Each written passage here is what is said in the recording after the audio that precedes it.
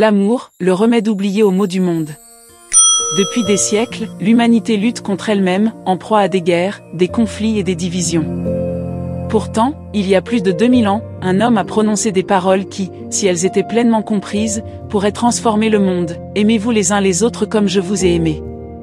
De vrais exemples. Mahatma Gandhi a mené la lutte pour l'indépendance de l'Inde en prônant la non-violence et l'amour comme outil de résistance. Sa philosophie de l'ahimsa, non-violence, a inspiré des millions de personnes à lutter pacifiquement contre l'oppression britannique. Cette approche a montré que l'amour et la compassion peuvent être plus puissants que la violence pour obtenir des changements durables.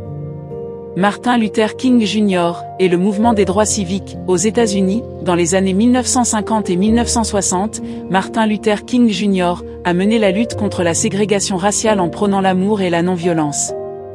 Son discours I Have a Dream et ses actions ont touché des millions de personnes et ont contribué à l'adoption de lois pour l'égalité raciale, prouvant que l'amour et la solidarité peuvent triompher de la haine et de l'injustice.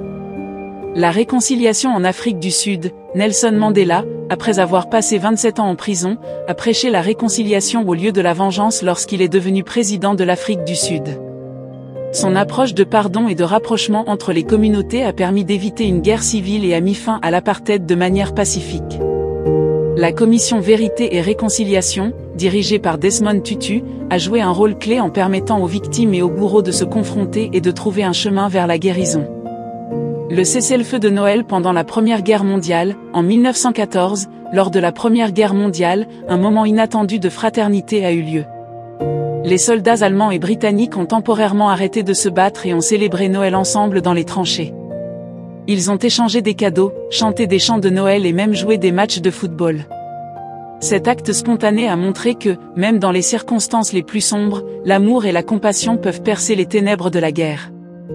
Le travail humanitaire de Mère Teresa, bien que ses actions n'aient pas arrêté de guerre, Mère Teresa a prouvé que l'amour et la compassion peuvent avoir un impact profond dans les situations de grande misère.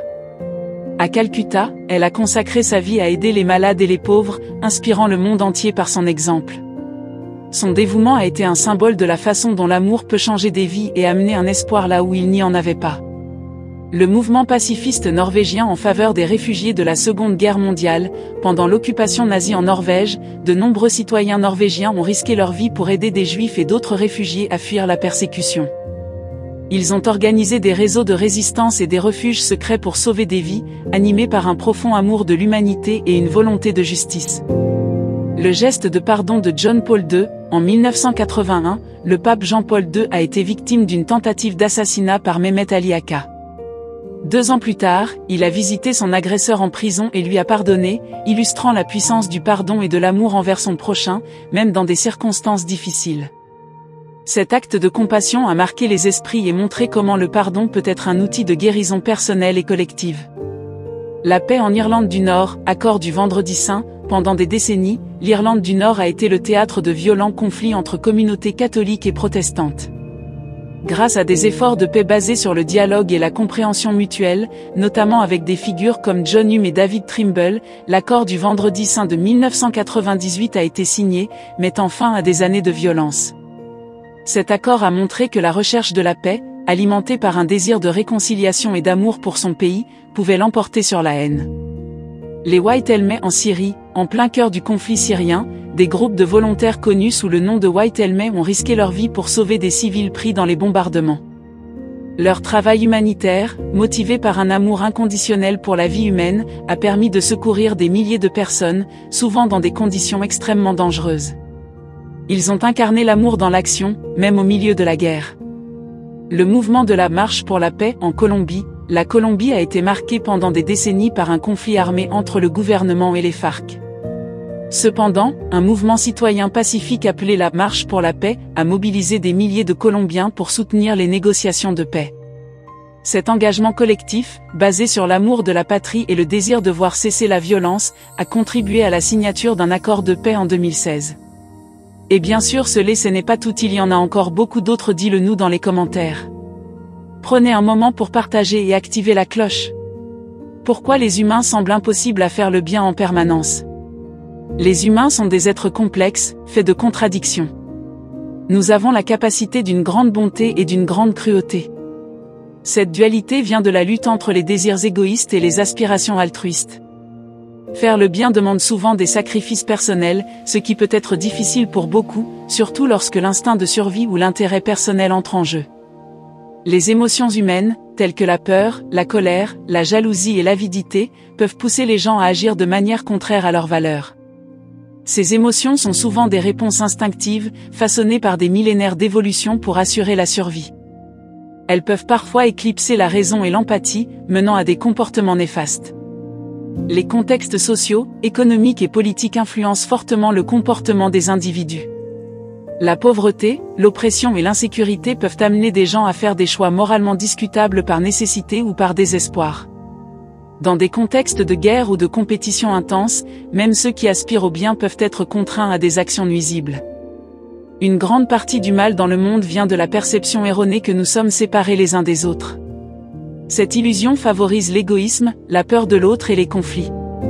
Les enseignements spirituels et philosophiques, tels que ceux de Jésus ou de figures comme le Dalai Lama, rappellent souvent que nous faisons partie d'une même humanité, et que l'amour et la compassion devraient être nos guides. Pourtant, cette idée peut être difficile à vivre de manière constante, surtout quand les intérêts individuels semblent plus urgents. Les croyances personnelles et les idéologies peuvent pousser les individus à agir d'une manière qui semble bonne pour eux ou leur groupe, mais qui est destructrice pour les autres. Les guerres et les conflits ont souvent été alimentés par des idéologies opposées et des visions du monde rigides qui empêchent l'empathie et la compréhension mutuelle. Le désir de pouvoir, de contrôle et de statut pousse souvent les individus à agir de manière contraire aux principes de bonté. Même des personnes bien intentionnées peuvent être corrompues par le pouvoir, perdant de vue leurs valeurs au profit de leurs ambitions. Faire le bien en permanence demande un effort conscient et un niveau élevé de maîtrise de soi. Les échecs humains à maintenir ce niveau viennent souvent du fait que la bonté exige de lutter contre les tendances naturelles, comme la paresse ou le confort. L'éthique demande de dépasser les impulsions immédiates pour faire ce qui est juste, et cela peut être épuisant. Parfois, ce qui semble être faire le bien peut avoir des conséquences inattendues. Les humains n'ont pas toujours la capacité de prévoir les répercussions à long terme de leurs actions, ce qui peut entraîner des erreurs même avec de bonnes intentions. Bien que l'humanité semble souvent en proie à l'échec moral, il est important de reconnaître que les actes de bonté, de compassion et de sacrifice existent aussi et illuminent ce monde. L'humanité n'est pas intrinsèquement incapable de faire le bien, elle est plutôt engagée dans un combat constant entre ses tendances égoïstes et ses aspirations altruistes. La clé réside dans l'éducation, la culture de l'empathie, et le renforcement des valeurs qui encouragent chacun à agir non seulement pour soi-même, mais pour le bien commun. Donc faire le bien est quelque chose qui serait-il seulement pour Dieu? Faire le bien en permanence et de manière parfaite est souvent considéré comme une qualité divine dans de nombreuses religions et philosophies. Dieu, dans la vision théologique, représente la bonté parfaite, l'amour inconditionnel et la justice absolue. Pour beaucoup, c'est ce qui distingue le divin de l'humain, la capacité de transcender les imperfections, les faiblesses et les contradictions de la nature humaine. Dans la plupart des religions, Dieu est perçu comme parfait, omniscient et omnipotent. Cette perfection inclut la capacité de toujours faire le bien, sans être influencé par des facteurs extérieurs ou des émotions humaines telles que la colère, la jalousie ou la peur. L'humanité, en revanche, est sujette à l'erreur, à l'ignorance et aux limitations de la condition physique et mentale. L'être humain est imparfait par nature. Les limitations physiques, émotionnelles et intellectuelles rendent difficile le maintien constant du bien. Nos instincts de survie, nos émotions et nos désirs peuvent parfois nous pousser à agir de manière égoïste ou nuisible, même si, au fond, nous aspirons à faire le bien. De nombreuses traditions religieuses, comme le christianisme, enseignent que les humains sont engagés dans une lutte intérieure entre le bien et le mal. L'apôtre Paul, par exemple, a décrit cette lutte dans la Bible, Romains 7-19, « Car je ne fais pas le bien que je veux, mais je fais le mal que je ne veux pas ». Cela illustre l'idée que, bien que les humains puissent aspirer à la bonté, ils sont souvent confrontés à leurs propres faiblesses. Faire le bien de manière constante et parfaite est souvent vu comme quelque chose qui ne peut être atteint que par l'aide de Dieu. Dans de nombreuses religions, la grâce divine est ce qui permet aux humains de s'approcher de la bonté parfaite, même s'ils ne peuvent l'atteindre pleinement par eux-mêmes.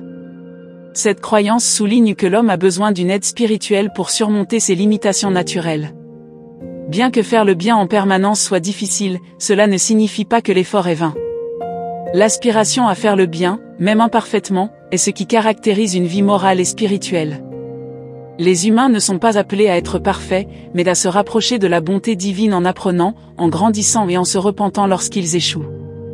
Beaucoup croient que l'humanité est faite à l'image de Dieu, ce qui signifie que nous portons en nous une capacité innée à aimer et à faire le bien. Bien que nous ne puissions pas atteindre la perfection divine, nous sommes capables de refléter une partie de cette bonté par nos actions, nos choix et notre compassion envers les autres. Cet appel à l'amour n'était pas simplement une recommandation, mais un commandement empreint de sagesse et de puissance. Il rappelle que l'amour est la seule force capable de surmonter la haine, de panser les blessures invisibles et de construire des ponts là où il n'y avait que des murs. Pourquoi, alors, ce message reste-t-il si difficile à vivre? La vraie peine n'est pas des traités ni des armées, mais des cœurs prêts à pardonner, à écouter, et à aimer sans condition. L'amour, dans sa forme la plus pure, est l'outil ultime de guérison, un antidote à la violence et à la douleur humaine. Il est temps de redécouvrir ce message caché, de le raviver et de le laisser nous guider. Car, au-delà des guerres extérieures, ce sont souvent les batailles intérieures que nous devons gagner par l'amour. Faire le bien en permanence et sans faille est souvent considéré comme une qualité divine parce que cela dépasse les capacités humaines. Cependant, l'effort de tendre vers cette bonté, même avec nos imperfections, est valorisé. Les religions et les philosophies spirituelles enseignent souvent que c'est dans la tentative et l'intention de faire le bien, ainsi que dans la capacité à se relever après l'échec, que l'on trouve la véritable essence de la moralité humaine. En fin de compte, même si la perfection est peut-être hors de portée pour les humains, l'amour, la compassion et l'effort sincère de faire le bien sont ce qui nous rapprochent le plus du divin.